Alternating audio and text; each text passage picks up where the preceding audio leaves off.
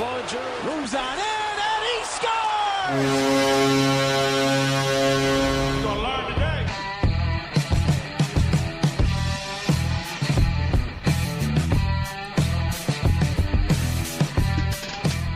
What's up, ladies and gentlemen, and welcome to another episode of the Pod Street Bullies. My name is Derek. And I am John. What's going on, everybody? We've got a jam-packed episode here for you today. We've got, which we're a little late to the party on this, I'll admit. We've got the mid-season Selke voting. We've got another article coming in from The Athletic. If the Flyers don't make the playoffs, is this season a failure? We're going to discuss whether it is or not, and then that's going to lead us into another discussion based off of what we think about that. But first, can I ask you a question? Yes, I'm all for answering this question. I know we're probably like, hey, let's not get too sidetracked today because we have so many things to talk about. But there's one thing that I really want to talk about before we go into the hockey stuff, if you don't mind. I can tell by that just crap-eating grin on your face, this is going to irk me. Yeah. So, like, I just want to know if I'm in the minority here. Do you wake up in the morning and go, hey, I'm going to find 1,000 things and call them offensive? Like, do you wake up in the morning looking for things to be offended by? Not typically. I do have those mornings every now and then that I'm just like, I want to find something I'm upset about, but not typically. I personally don't feel like I get easily offended. And I don't think it's because I have overly thick skin. Like, I can be a pretty sensitive dude. I know. But, like, what I find is, and if we weren't a part of the quote-unquote media, I guess that's what you call us, I probably wouldn't be on social media. But, like, I find that when I'm on social media, the amount of things that people claim to be offended by blows my mind. Oh, dude, like, I know exactly what you're talking about, too. And I have a good little story for you. Okay. Later on. Yeah, I want you to give me that story. But at the same time, it's like, I don't know whether these people are truly offended or if they feel like they just have to be. Because there's no way that everybody is this offended by this much stuff. Like, who cares if somebody's running around scantily clad? Okay? If she's okay with it, some company's okay with it. Like, I don't know. Maybe I'm insensitive, and it's okay if people want to call me that. But I just feel like in today's world, all of this stuff that people need to point out at how it's being offensive is, first of all, too much of a reach, and it's getting annoying. Oh, well, it's not getting annoying. It is annoying. Yeah, and this is a rabbit hole that we could go deep into, which we don't have the time for that, but I posted about that on Facebook. I know you're not on Facebook, but some of the people that may follow me personally on Facebook, right. I have some family members who are extremely conservative. Right. And they, have to have their opinions heard on everything and every topic about every little thing that happens in our world. And it got to the point where I literally was just like, I can't take this. If it weren't for the fact that they were family, I'd delete them off of every social medium that I have. I can't take it, and it's not that I'm it's not that I'm, I don't want to hear their opinions. Everybody has an opinion, but I express to them saying, I don't expect you to agree with me, and I don't want to try to sway your opinion. I just want you to understand that there are other opinions other than your own. And they can't understand that. And that's a problem with the majority of the people like that. They just don't get that there's two sides to things. I just think everything's a movement. I mean, speaking of movement, we really need to move on from this. But, like, at the same time, I just can't help but talk about it because, this is kind of our soapbox, and it's a chance for people to hear my unwanted opinion about this crap. But it's like, I don't walk down the street, see the guy eating a cheeseburger, and go, oh, that cruel guy hates cows. Like, I'm like, all right, dude's eating a cheese. Actually, I probably don't even think about it. I probably just look at the guy and then keep walking. I just wonder why everybody feels they need to be so damn observant about everything and then provide feedback. No one cares. Shut up. I've got some feelings about seeing dudes eating cheeseburgers, and my one feeling is exactly that's my feeling. But you get it. I'm just like, yo, that looks good. I need a burger now. I once said, opinions are like buttholes. Everyone has them. They all stink. And they all should be kept hidden. I've always heard that, but I never heard the last tidbit attached to the end there. Nobody wants to see a butthole. I mean, you might want to see other bits of people. Nobody wants to see a butthole. Anyway, hockey? Yes, Shall we? let's go from 2 sides to an argument to 3 sides to an argument with the Selke mid-year voting. Talk about transition, folks. We've got 3 guys in the Selke voting. We have one of them being a Flyer, which you can guess who that is. It's Mr. Sean Couturier. He is leading the way at the midpoint of the season in the Pro Hockey Writers Association vote, their mid-season vote. So if the season ended today, Couturier would take home the Selke, which, let's be honest, it's been a long time coming. Yeah. I mean, he was close one year. I feel like he maybe should have won it that year.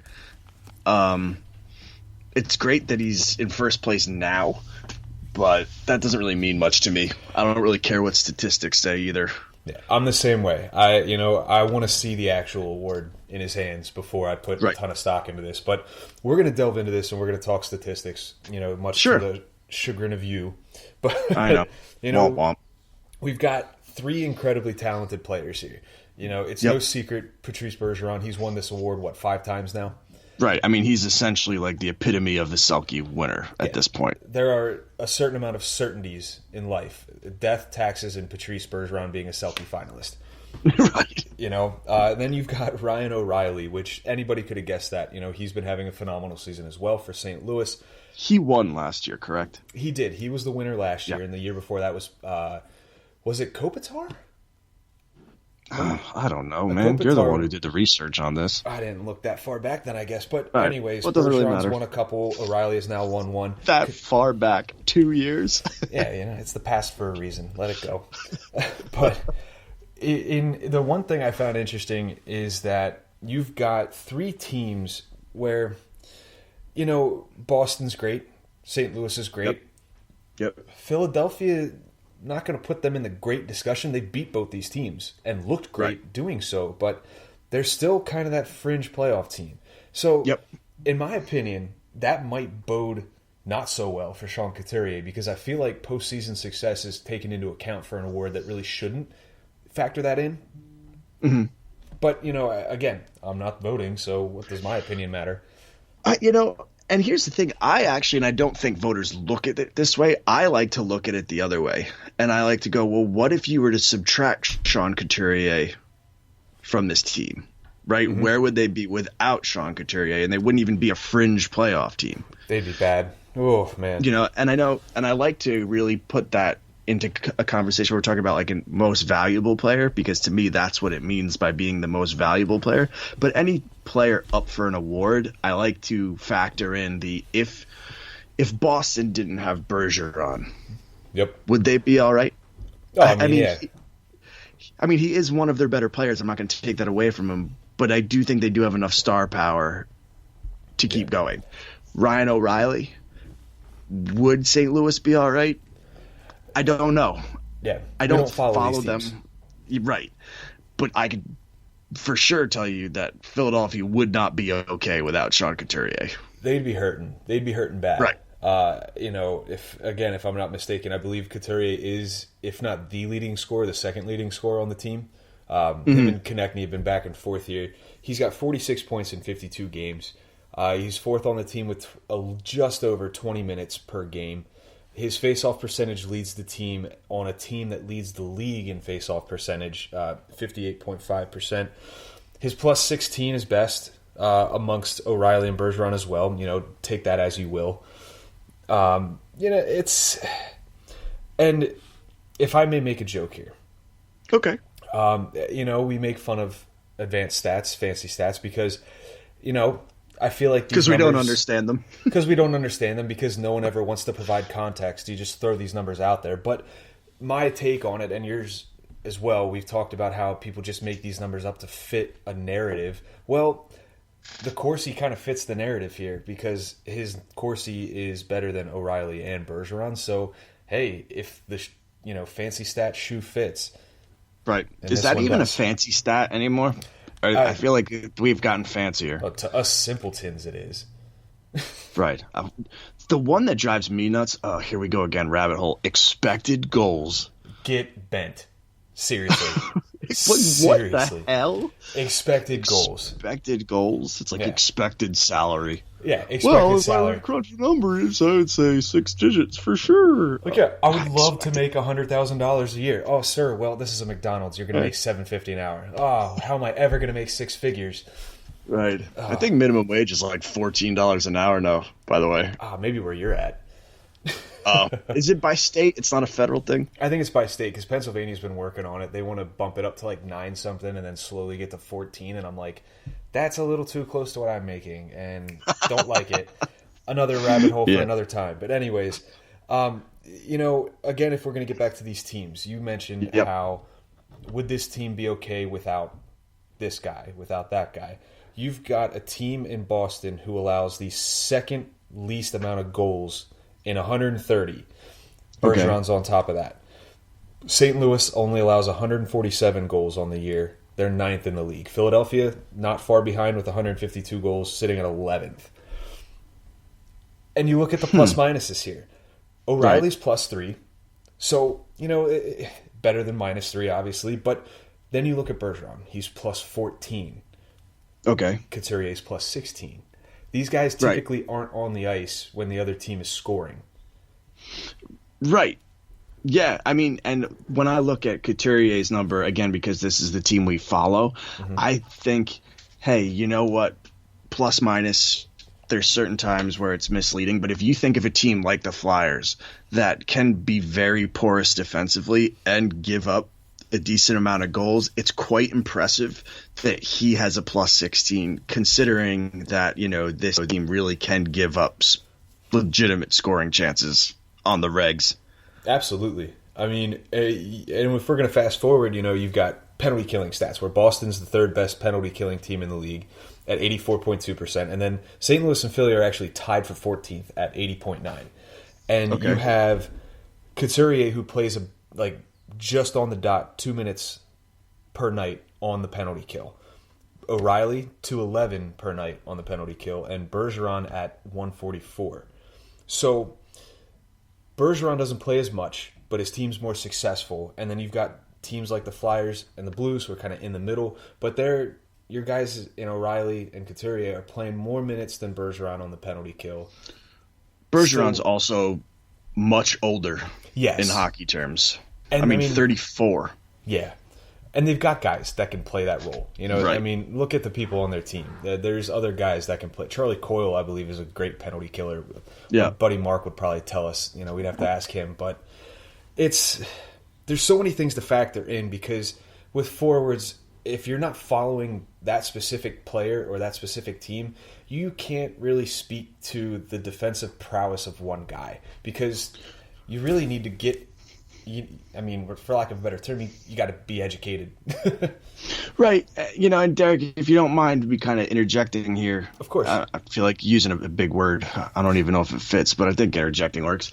I feel like you can look at Couturier, O'Reilly, and Bergeron and say that they bring a similar amount of stability, and I guess production's not the right word when you think about defensively, but they're kind of the same caliber of a player when it comes to a defensive-minded forward, right? Mm-hmm.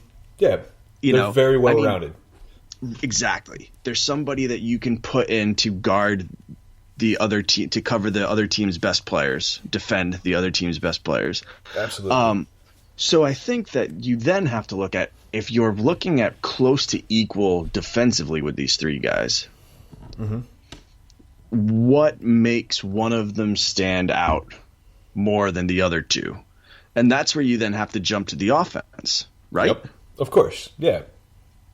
So right now, did you mention this already? About who's in first, who's on second, who's on third?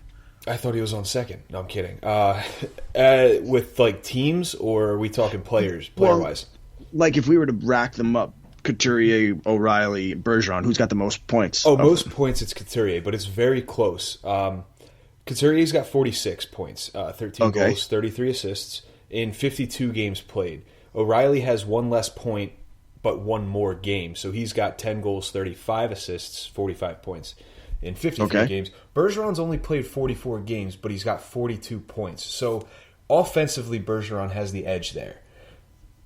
But now, if I'm looking at it right now, too. Okay. I just want to keep this conversation going, so I'm going to play a little bit of, I mean, not devil's advocate, but I want to you put a lot of research into this, so I want to see what you think. Okay. So when you're looking at points, right, like you said, it's Couturier, O'Reilly, then Bergeron. Yep. Bergeron's played less games. He's also scored the most goals, I believe, by a decent amount. Now, goals. do you weigh that more than assists when you're looking at who should be the Selke winner? That's a really good question, and I don't, just because when you think of an award that's based on your defense, it's more so like it's not like the standout scoring, type of award. This is something where like you're setting your other guys up for success, and that's literally what an assist does. It's a tough one to gauge, honestly. It's more probably just an overall points thing. Right. But no, because I was thinking about this too. Because, like, again, if you were to agree that they're on a very similar level defensively, even though this is for best defensive forward, we're only looking at guys who are also producing offense. Yeah, there's no like Philip Denaults who aren't producing. Someone said he's better than Ovechkin. That guy can. Yeah. Good one, buddy. So for me, right? I look at it as assists. You don't know if it's primary assist. You don't know if it's secondary assist. No, I don't do that research. Well, yeah, no. But what I'm saying is, if you're just looking at those numbers, you don't know, and maybe it was a great setup pass, but maybe it was you just happened to be the pass that gave it to someone else who had a spectacular pass. Yeah. Maybe it comes off a turnover, and those are things you can attribute to being defensively sound. Right. Yeah. I feel like, to me, and I hate to do this, but I feel like those 22 goals, when you compare it to what Couturier and Bergeron have done in the goal mark, I think that it's substantial enough to make him stand out, especially when you know that the NHL and their voters like legacies. Oh, yeah. And it's the flashiness of it, too. Goals are flashier than assists. Of course. Now, you said, I guess to an extent we're playing devil's advocate here. If you're not, let's say you're not looking at points, could you look at performance against top players in the league? Like your McKinnons, your McDavids, your Crosbys. I think that's a better way. If we're really focusing on defense and the role that they play. Because if that's what we're going to focus on, then I've got some numbers I'm going to throw at you. Okay. Couturier, on January 8th, the Flyers took on the Caps, held Ovechkin to no points. He was a -2 that night, and Couturier had 1 assist. And okay. Who was a -2? Couturier or Ovechkin? Ovechkin was a -2. 3 nights later against Tampa Bay, it was the 1-0 game. So, like, the shutout, that one's tough. Couturier obviously didn't have any points, but he held Kucherov to no points. Nothing. Right. He was an even in the plus-minus as well. The 13th, he takes on Bergeron and the Bruins. 6-5 game, they won in a shootout. So it's a high-scoring game. Bergeron, 1 assist. Couturier, 1 goal, 2 assists. Nice. Then, 2 nights after that, they take on St. Louis and O'Reilly. And O'Reilly only had 1 goal, which it's still a goal, but Couturier had 2 assists. And there's other games against Crosby and Malkin, that game that they shut him out. The no points combined were a -3. McKinnon was a -3 the other night, no points. He's consistently shutting these guys down that are some of the top players in the league, I guess is what I'm trying to get at here, long-windedly. Right. No, and I completely agree with you, man. No one has to convince me that Sean Couturier deserves to win the Selke. When I look at someone who hasn't won yet, you need to find something that the other people can't use as an argument. And now, I don't know, could that same argument be used for O'Reilly? Could that same argument be used for Bergeron? I think that Couturier has a harder road to win this because he hasn't won it yet.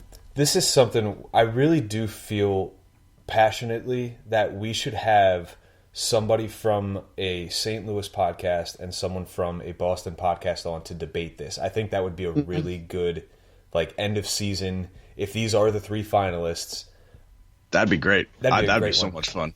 Absolutely. And back to your original point here, you talk about, dethroning essentially the other guy. O'Reilly won last year, Bergeron's won previously. Sean Couturier, it's like they've always said in the UFC, when you're the challenger for a title, you've got to do what you need to do and more. You need to convince them, whether it's a decision or not. Like, you need to go above and beyond, because if it's a decision and you took it the 5 rounds, likely they're probably going to give it back to the champ, because It's like, he's the champ. Champions. Well, that's why Floyd Mayweather just never lost, because if it went to decision, they weren't going to go against Mayweather. That, and he's a pussy and he dances around, but that's besides the point. But if we're going to put the Selke talk to rest here for the night, Couturier's chances. I'll put you on the spot here. What are his chances of bringing home the Selke Trophy? 1 in 3. Good one, John. No, this is so hard, man, because I'm a realist and I can't help it, and I know it makes me seem like I'm pessimistic, but like, there's still so much hockey to be played when it comes to this, right? I mean, knock on wood, he could get hurt, exactly, let's all knock on wood. But I do think that he's got crap, man. You can't even put him in percentages without, Yeah. I think that he probably right now has a slight disadvantage to both of these guys. Okay. And I'm going to stick with the fact that it's because they've won before. That's a good point, though. Right. I mean, that's just what I'm going to go with, because I do firmly believe that the NHL loves kind of going into the same well, and I think that they're going to weigh that these other guys have won it more than they should. Yeah. You're absolutely right. I'm going right. to say that he's slightly behind those two. Don't think he should be, but I think in the mind of the voters, he's going to be when it comes decision time. Now, to his credit, the voters are the ones that voted him as number 1 midway through the season. But again, keeping it in context and, making sure that it's very clear here, O'Reilly has won a Selke. Bergeron has won multiple Selkes. Sean hasn't yet. We're on a first-name basis, so I can call him Sean. But Couturier's not won a Selke yet, so it's going to be tougher for him to break through and win that, like you said. And this is me agreeing with you here. Right. Yeah. So with Selke talk over, we move on to the season as a whole. And what we have right now, how would you explain this team, honestly? I mean, I think that they've had to go through so much adversity that at times it's so hard to keep their head above water, and at times they can't keep their head above water. But then they get like a second jolt and then are able to kind of get themselves back into where they need to be. But I just feel like they've had to endure so much already that it's been a really tough year to be anything more than just that fringe playoff team. Yeah, the cliche is used over and over and over again. It's a roller coaster. This season's been a roller coaster, and it has.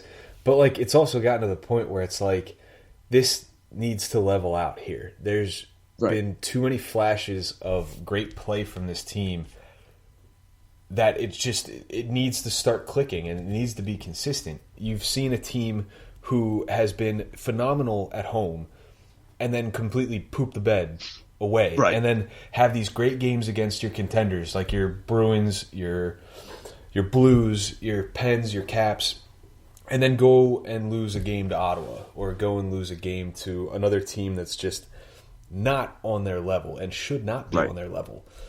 I'm sorry. I thought you were done with your point. I was probably just going to ramble, so you go ahead. The thing is, too, man, like, I did bring up, like, the adversity, but at the same time, there are players that should be helping lead this team, and I'm not talking about in the locker room, I'm talking about on the score sheet, that just aren't showing up. Oh, absolutely. And we can all name them.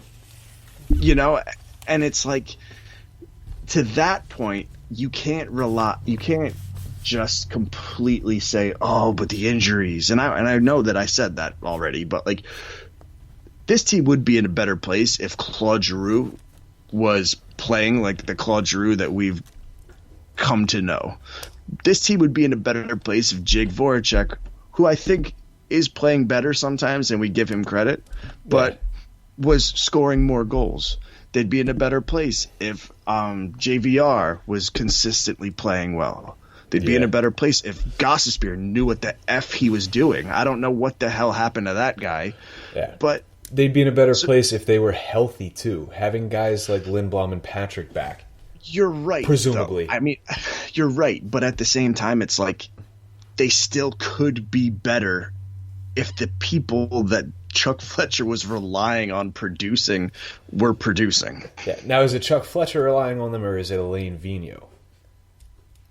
I mean, I think I guess it's both of them, Yeah. I mean, Chuck Fletcher, when he was adding pieces to this team, was expecting, big contributions from the stars that were already on the team. Oh, yeah. I mean, Niskanen's been great. In my opinion as well. Our new guy at PSN, Chad, wrote a piece on him and his effect he's had on Provorov. He's 8th in scoring and the second highest scoring defenseman for the Flyers with 23 points. He's really solidified that top pairing because last year the pairing between Provorov and Sanheim just was not working. Right. No, I mean, I like what Chuck Fletcher did. I agree. I mean, I go back and forth with Braun, but like if that's my biggest problem, who cares? Right. I think that Pitlick has been a great signing. I will never stop saying that I think we paid too much for Kevin Hayes, but I still think that was a great acquisition. What that guy has brought to the locker room and the ice has been phenomenal. Mm-hmm. Bringing in Alain Vigneault and that coaching staff, all of those things have been positives. It's the stuff that was already here. Yep. That's the negative. You're right. I mean, you look at a core that has been through, every other season making the playoffs and then every other season not making the playoffs. Just the lack of success. You want better for these guys, but you don't know what it's going to take because you've moved secondary pieces. You've changed up the bottom six. You've moved a guy into the top six now in Joel Farabee, who's been hot as of late. Right. And you're seeing success, and that's great, but then that comes with a move where you're bumping a guy down. But at the same rate now, you've got guys like JVR who, again, like you said, hasn't been phenomenal this year. He's got 30 points in 52 games, which, but considering the fact of how streaky he's been and how his points come in bunches, you want more consistency. And he's playing on the top line. Right. And maybe that'll get him going, but that doesn't seem, I feel like he hasn't earned that spot on the top line. Right. And I just feel like, yes, the injuries and the health issues that this team has gone through has been awful. Okay. Absolutely. Especially the Lindblom news. It's more than just losing somebody from your roster, right? Mm-hmm. You realize that a brother is not doing well. You're not sure if he's going to make it. And that's going to screw with your psyche. And I'm never, ever going to downgrade that. Yeah. But at the same time, I think that it's very easy for the players who should be carrying this team to hide behind that. Because it fits the narrative. Oh, well, look what's happened to this team. That's why, that's why they're not consistently playing well. At the end of the day, though, for me at least, and you may feel the same way or not, that's just another excuse. Like, I'm not... I know. I get it. I completely understand it. And like you said, I'm not going to discount the impact that a diagnosis like that has on your brothers in the locker room. But at some point, man, these guys are adults. They're fully grown men. They need to be able to pick themselves up by the bootstraps and get moving. Because you can't sit back all season and be like, well, Oscar and, Ewing sarcoma and his diagnosis. Like, dude, get your buddy next to you to give you a kick in the pants to get going, because you can't sulk on it. And you know damn well Lindblom wouldn't want his teammates to be sulking about that. Right. I mean, so here's the thing, right? The beginning of the year, I think we both agreed that if this team didn't make the playoffs, it would be a failure.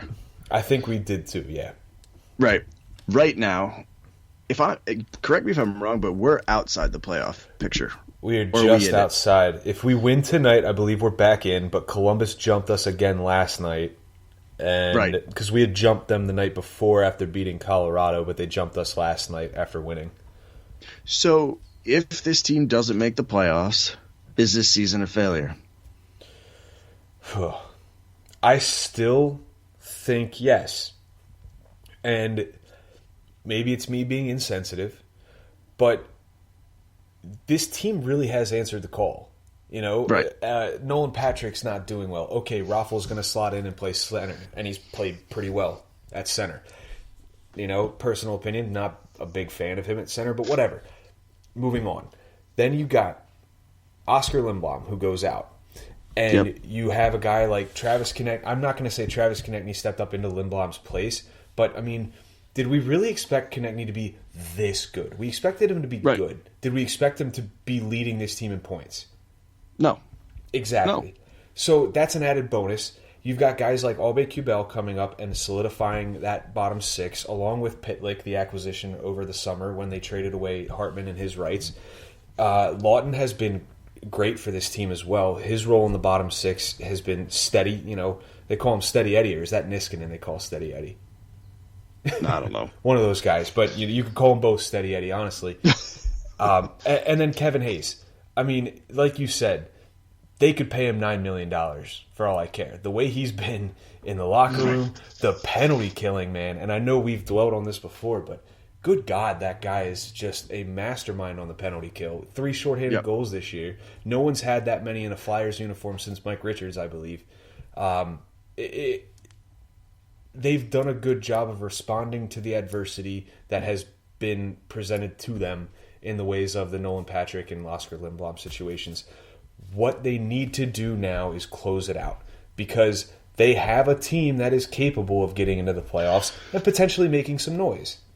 Well, that's the thing, right? I mean, if they just lost every game, you could put it on the adversity that the injuries and the health issues have caused. But they are playing well at home. They are a good team at home. They're not a good team on the road, right? No. If they're showing signs of greatness, but then also showing signs of not so greatness or playing down to the competition, that's not really indicative of the injuries. That's inconsistency for other reasons. Yeah. And I'm right with you. If they don't make the playoffs this year, it has to be viewed as a failure. And I'm not talking we're going to be coming out next year like ready to fight. I think it's got to be viewed as a failure, as we need to make some changes in this locker room. Heads need to roll, in my opinion. Yeah. You know, and I hate sounding extreme, but I'm really getting to the point where it's like, you know what, guys? And I'm talking about the veteran leadership that's been on this team for quite some time, all of them. Mm-hmm. You know, if you cannot get this group of people into the playoffs, if you can't play a big enough role on this team to get us into the playoffs, then you cannot remain on this team. Yeah. If you're not going to prove to be an asset, then before you are just dead cap weight, we need to get rid of you. There is one team with less regulation losses at home than the Flyers right now. You have the Boston Bruins at 17-2-9. That's 9 overtime losses at home. Okay. The Flyers are 18-4-4. You have the Blues, who are 17-4-4 at home. So they have just as many regulation losses. The Flyers at home are damn good. Yeah. When they're away from the Wells Fargo Center, their record is 10-13-3, which is not terrible, but it leaves more to be desired from a team that should be much better than that. Right. I mean, imagine if they were just half of the team they were at home on the road. Oh yeah, We'd be one of the top 3 teams in the division. absolutely. If you flop the win-loss column there, 13, that's 3 extra wins, 6 extra points. 6 extra points puts them in 3rd in the Metro division right now. Yeah. I mean, they'd be sitting at 69 points, 2 behind Pittsburgh for 2nd place. Right. And if your young guys are struggling on the road, that's a growing pains thing. But again, I'm going to keep going back to there are some people on this team that are not young guys anymore. And those people need to be relied upon when the young guys struggle. And that's just not the case with this team. You're right. I mean, these young guys, they're going to have growing pains. That's fine. But the thing is, there's enough veterans on this team to be able to make up for those growing pains. And they're not doing that right now. I have faith. I think that they can do that. And Right. I'm hoping the sooner it happens, obviously, the better. But, much to your initial point, we need to see more from Giroux. We need to see more from JVR. And that top line's been doing well. I think those results will come. But they need to come quick if this team wants to make some noise in the playoffs. Right. I mean, 35 points from Giroux, I'm sorry, is just not going to cut it for me right now. No. And I think that they were getting to the point where just because he's been a beloved Flyer all these years, like, we need to start giving him the criticism that he deserves at this point. Yeah, I agree. He's not immune. He's the captain. Right. He probably should shoulder a lot of the criticism because of the fact that he's the captain. Right. I hate to say it because I've been such a big Claude Giroux fan, the entire time I've ever covered and watched the Flyers. But, when it boils down to it, the captain is the guy that is at the forefront of it all. And you've got to demand better from the team and yourself. Yeah. I mean, so we both agree that if they don't make the playoffs, it's a failure. Yeah. Right? Absolutely. I agree. So deadline 3 weeks away? I Something believe like that? it's not in Maybe March. 4 it's like weeks. End of February. No, it's the 24th or 5th, whatever that Monday is. So about 4 weeks, let's say. Or no. Yeah. So 3 weeks. 3 weeks. does this team need to be a buyer? I don't know if it can be. Let's take away all the I know. Yeah. Right. I mean, that's the tough thing, right? I mean, if we're going, should they be a buyer, right? And you're not talking about whether or not they can be as far as like the actual cap space and all that. Maybe it's an easier conversation, but the cap space is very much a reality. Yeah, exactly. It's something you can't shake. And, at this point, they're going to need to be both because you need to sell some of your bad contracts to pick up a heftier one and initially get a good return on it and get somebody who can, get them over the hump. Right. The way I look at it is they really can't risk it, even if they could, because this team, right, is a fringe playoff team. What's one player? What's a Chris Kreider going to do to get this team completely into – if you buy at the deadline, you want to be a Stanley Cup contender. Yeah. I don't think that the Flyers are even that with just one addition, for who's on the market. And you got to think, too, with a lot of the teams that are going to be selling and trading away some of their good players, a lot of them are rivals. The Devils, the Rangers. Right. And then you get over into the Atlantic Division, which, not necessarily rivals, but, Detroit or Ottawa aren't going to be as privy to sending one of their solid players over to another Eastern Conference team as opposed to shipping one of them to a St. Louis or an Edmonton or a Vegas, so on and so forth in the Western Conference.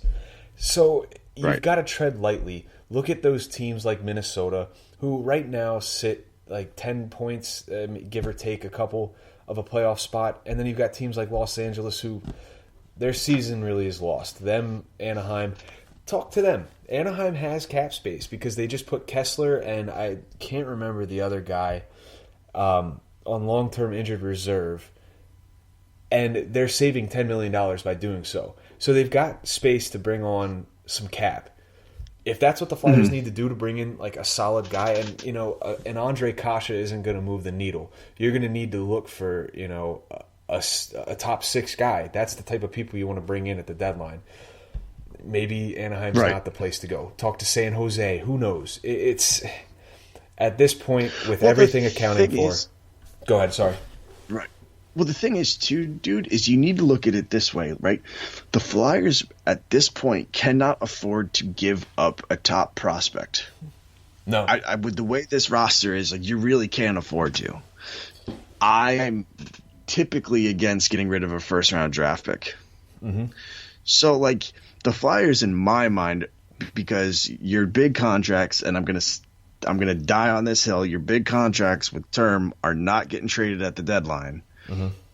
They're going to be there.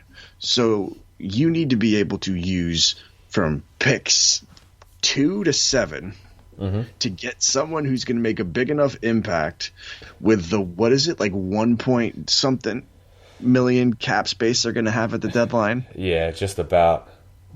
Like, that's not going to happen. I know. It's there are people out there that you can bring on without having to give up too much cap-wise. But those are also the type of guys that, you're going to give up solid prospects. You're going to give up high draft picks, and the cost just flat out might be too high. It's a risky move for a team that, like we've said before, is that fringe playoff team that is one player really going to make the difference. Now, one thing that I would like to do, and I mean, I've seen this kind of played around a little bit with, this is a deal that I would be all for, and I think might actually be able to help this team. If you could call up Toronto, say, hey, Toronto, Kasperi Kapanen. Yep. Do you have, I mean, we know you could use some bottom pairing defense. Do you think that you could get something out of Shane Gostisbehere? Because I'll give you Shane Gostisbehere and a 3rd-round pick for Kasperi Kapanen. Now, you're overpaying, I think, for Kasperi Kapanen. But I think at some point you need to say you're not going to get any more out of Ghost. Like, value him as like a 6th-round pick if you need to. You got to cut your ties. Cut your losses. Right. So if it takes a 3rd-round pick to get it done, knowing that you are going to get a decent forward in return, who has got some term on his contract now, right? Yeah, I believe so. Yeah. I mean, that's a deal you make. I'm okay with giving up a 3rd-round pick, even though it's paying a little high, because I think at the end of the day, we're not going to go back and go, oh, God damn it, if we had that 3rd-round pick. You know? Yeah. There's now, give me 2 seconds to pull this up. There was no exchange. I just saw this tweet, and I thought, if we were having a Wait What segment, that's what it would be. I know as much as he's the managing editor at Mile High Hockey, the Colorado guy, and he goes, Philip Myers seems to be the victim of the depth chart in Philadelphia. He's a guy Dubas should be targeting to improve the right side of the blue line. Now, correct me if I'm wrong here. Please correct me if I'm wrong, because if I am wrong, I'm going to sound like an idiot. But I know I'm right.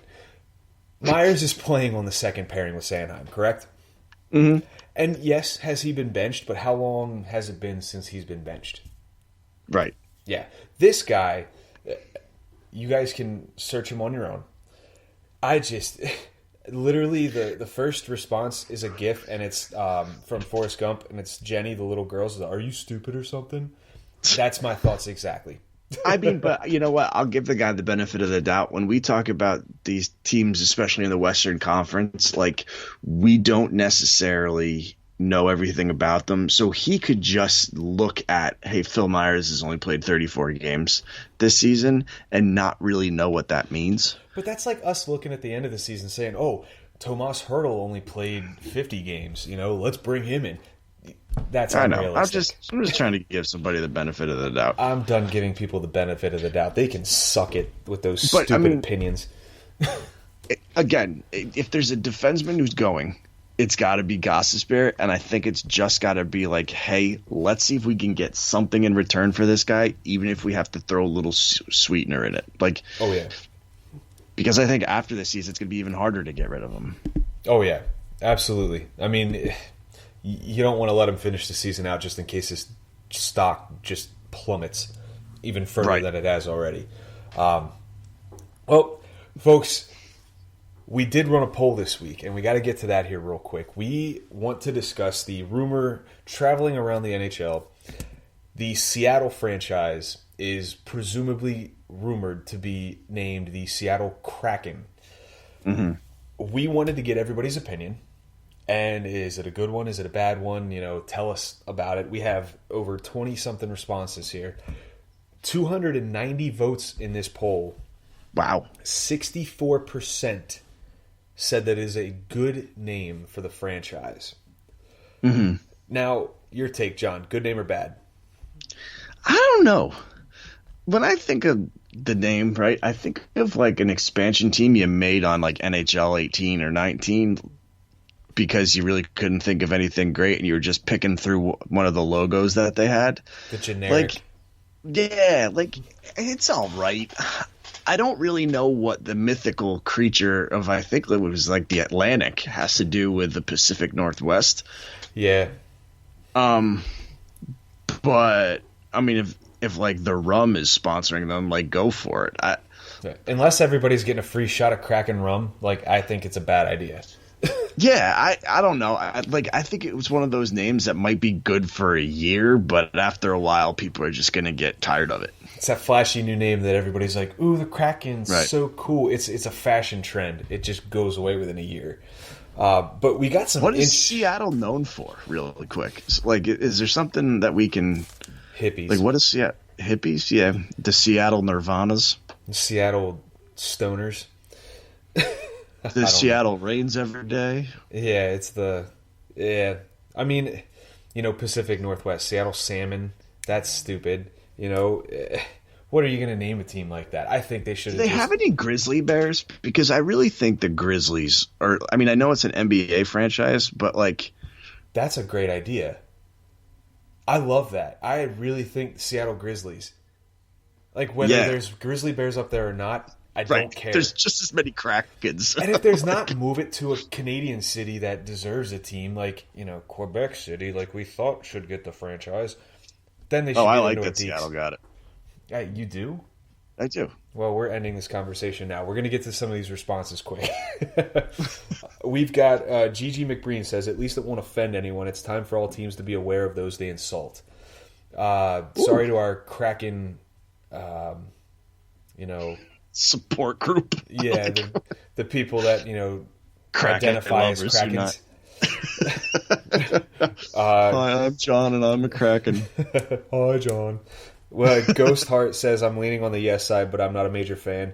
He says, I think it's an average name. Golden Knights are 10 times better.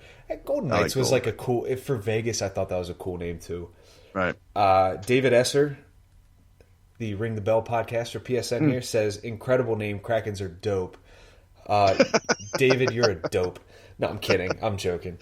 Seattle Sound Gardens would be better. TJ, hashtag Oscar Strong. Amos T. Jamos. It looks like as his @ symbol. Sound Gardens. Seattle Sound Gardens? Grunge? That's what Seattle's known for. The grunge scene. I know. I mean, it's got quite the ring to it. I don't know.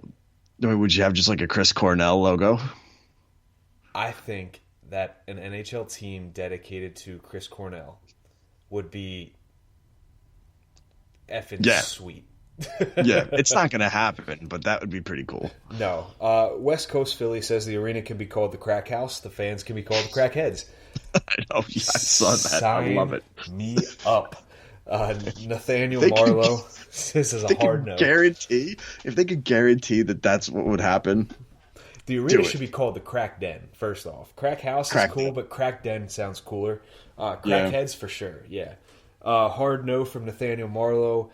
The Weedy Maniac. Just envision what the goalie mask would look like. It probably looks like that guy that was the first person ever to ingest bath salts in Florida. That's what I envision it looking like. Our buddy Angry Jim, they should have just named them the Seattle Cyclops if they were going to go with a dumb mythical creature names. At least it sounds good. I must have skimmed over that because I was just literally bookmarking these tweets, but that's solid. I love that, James. Zach Steffel says it's not terrible, but it doesn't seem to have any meaning other than being a cool-sounding name, and he adds, a bit juvenile for my taste. I get it. Yeah. Voted yes, but they had other ideas floated out there from Colin. And then Sports Tweeter Canada, I'm on the yes side. So when the players come out of the mouth of the beast, I'm assuming is what he meant to say, they can say release the Kraken. Mm-hmm. Cool idea. I think that would get overplayed a bit. J-Pal goes, almost anything is better than Sockeyes. Just pissed they ignored my idea of going with the Seattle Platinum Knights. Just one-upping the last franchise. Franco, our good, optimistic buddy Franco here. The fans can be called crackheads, which we covered already. Barry, like Kraken, but the Seattle Grunge would probably work too. There you go, John. Nice. Don't warn the tadpoles. Don't get that one. Said totems. Our buddy Richard Vale. Kraken is a mythological Atlantic Ocean creature, so I'm not sure it has enough to do with Seattle. I'm all for bringing back the Golden Seals.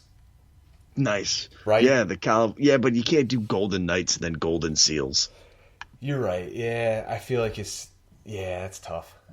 And I mean, Seattle, I feel like that's, it's got to be the California Golden Seals. Right. The next one comes from EVAP, and that's Pave spelled backwards. His suggestion is the Rain City Bitch Pigeons. So that all but assures the fact that they're going to get JVR through the expansion draft. So sign me up. The bitch pigeons. I feel like we just need to end there. Oh man, I'm sorry, Flyers Nation, but if they're the bitch pigeons, I'm jumping ship. Yeah, I'm getting all new jerseys. We're changing the name of the Pod Street Bullies to the Seattle Bitch Pigeons podcast. Mikey D O&BP says the Seattle hockey team. That's the name. Real original. Gritty's Fluffer here says has zero tie into the Pacific Northwest. I'm from Washington State, and the Sockeyes or Totems would have been awesome, not someone. What the hell am I reading here? I don't know. They have a professional frisbee team called the Sockeyes, I believe, up that way. Really? Yeah, I noticed that because an old coworker of mine and I were tweeting when this news first came out years ago that they were giving Seattle a franchise, and he mentioned the Seattle Sockeyes, and the official team Twitter account tweeted us back and was like, "Hey, we're here." And I'm like, "Who the hell are you?" Because I didn't know who they were. But Cliff Waddling says he's got 4 suggestions for us here. We've got the Seattle Pucksters, the Seattle Puckheads, Seattle Puck Checkers, and the Seattle Puckers with a P. Why do we care? That's exactly what he said. He wants to know, why do we care? Because it's something fun to talk about, Cliff. Yeah, we're ending on a light note here, Cliff. Ron Ski sends us a really interesting gif of a baby crawling across the floor with his head on the ground. And then at the very end, it's the guy saying, release the Kraken. So I'm assuming Ron Ski's a fan here. And then the last comment we got is from our buddy Lou Crescetto. Hell, if they'll use the Mighty Ducks as a name, literally anything is better. And he goes, can you tell how asinine I think that name is still? The Mighty Ducks is one of the best names of any hockey franchises in the history of the NHL. And Let's now they're get just that the out Ducks. there. Yeah, and the movie is one of the best movies I've ever seen. Right. And Just I think the a first Mighty 2. Duck is much more intimidating than a duck. Yeah, a duck, we had that discussion last week. You want to face one horse-sized duck or, a bunch of duck-sized horses? So Derek, while you were reading those, I happened to look up what Seattle is known for. So maybe we can come up with a few name options through here. So we've got Starbucks coffee. The Seattle Starbucks. Yeah, why not just completely go commercial? Why not? I don't really know how to pronounce this. I know they've been all in the news for awful things recently, but the Boeing airplanes. Boeing, yeah. Yeah, Boeing airplanes. That's what Seattle's known for. Probably don't want to go there. Seattle Bombers, B-52 Bombers. Microsoft Windows. The Seattle Microsofts. Lots of rainy weather. Seattle Soakers. How about check this out? You ready? Okay. The Seattle Rain. The Seattle Rain. I feel like, and this, never mind. I'm mean, not going to jump down that rabbit hole. Yeah, I mean, I think that there's an ECHL team called the Rain, but it's not like RAIN. It's REIGN. Yeah. Yeah. A little business called Amazon. The Seattle Bezoses. This and Seahawks, the Seahawks, but I feel like you can't do that. Not with an NFL team, no. But Seattleites are the name of people in Seattle. The Seattleites, huh? Too redundant. Not a fan. And it also says Seattle Freeze is the polite but distant friendliness of Seattleites. Seattle Freeze is a pretty dope name. Seattle Freeze would be interesting, and those would be some sick uniforms. Yeah. Have like a baby blue and like a silver or a black or something. Yeah. Ooh, that'd be nice. Do you have a name that like you would be for? I don't, and quite frankly, I don't care. Like, I've got my opinion. I think the Kraken is one of those, like you said, those one-hit wonders for 1 year. You're going to be like, dope, it's so cool. And then the next year you're like, well, shit, the Kraken kind of suck, you know? Right. Not the team, but the name. Who knows? The team could pull a Vegas and just blow everyone out of the water and piss everyone off again. But I don't know. That's a tough one, and you don't want to tramp on toes and be like, we're calling the totems. And then everybody's like, that's racially insensitive or, whatever, culturally insensitive. And it's a fine line you got to walk, but the Seattle Freeze sounds cool. I mean, you just brought that up. Like, I think that sounds pretty cool. Right. Yeah. I mean, I think that's cool, more cool than the Kraken because it seems to be a thing that has to do with Seattle. Yeah. But, yeah, I mean, I don't know. That's why I'm not on the marketing business. I mean, it would be really cool if they could somehow make, like, just bring the Supersonics back as a hockey team. Like, that'd be freaking cool. That just won my vote. Seattle Supersonics, the hockey team. Same logo. I mean, Everything. Just turn the basketball jersey into a hockey sweater. Done. What was I'd it, be the thrilled. green and the yellow? And, like, I think a little bit of red in there, too, or, like, There some were orange. the two versions. There was, like, the 90s one where it was, like, the darker green with, like, the red outline of the Sonics. Yep. But then there was, like, the green and really bright yellow from, like, the last few years. I remember that one, yeah. Yeah. I like that. Right? I think that'd be neat. My official vote is for the Seattle Supersonics. Book it. All right. Awesome. Well, shall we say goodbye, shall we? Let's say goodbye. John, before we say goodbye, please tell these fine folks listening to us where they can find us. Well, you can find us on Twitter at PodSTBullies. You can find our prospect Twitter thing at PodSTProspects. We are on all sorts of different kind of podcasting things. Yeah, iTunes and Spotify and iHeartRadio and Spreaker and Stitcher. Stitcher and Podbean. And I'm not going to do it. So could you just move on? Yeah. Podmuncher. All those good ones that John made up that just have us rolling, laughing because we can't finish the show without laughing. Podrod.com. Please don't look that up. Jesus Christ, don't look that up. Look, here's what's going to happen. We're signing off. And right now, I can't hear the outro music. Okay. So, if it's blank, it's blank. If it isn't blank, it isn't blank. Whatever. This has been the Pod Street Police, folks. Thank you for listening. And as always, let's go Flyers. Bye now.